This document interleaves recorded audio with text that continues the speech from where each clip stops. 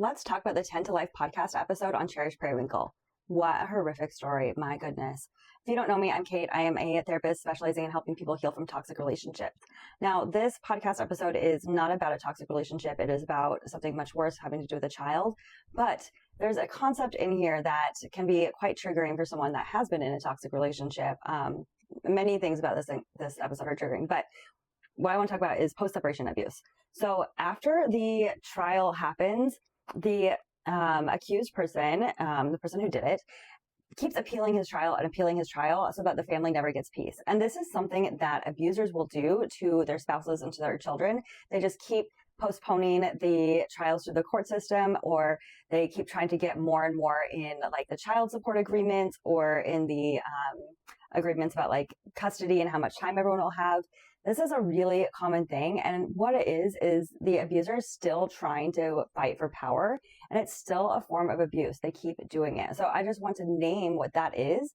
And even though it's a slightly different situation, it's important to know that if you're feeling these feelings of being triggered, but you haven't been through something as similar to what was on the podcast, you might be thinking about your own experiences with post-relationship abuse.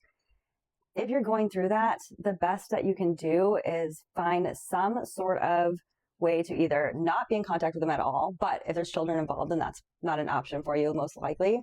In that case, you want to still give as little as possible. It's really easy to think, I'm just going to give them everything so they just walk away.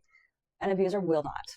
They will not. If you just give them everything, they'll just go out and try and get more. So as hard as it may seem, try to stay firm on not giving in so they don't think or see any way for them to come back to get you again.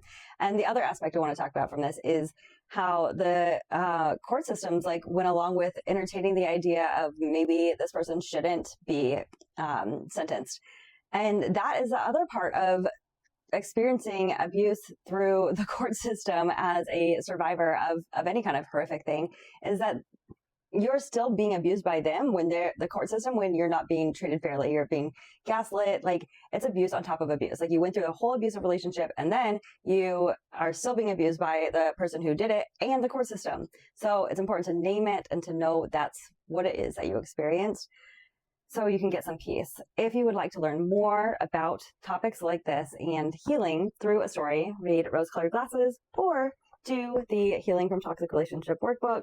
These are resources that I have created to help survivors. And whatever kind of abuse dynamic you went through, these books will help you by understanding what it is that happened and give you some healing.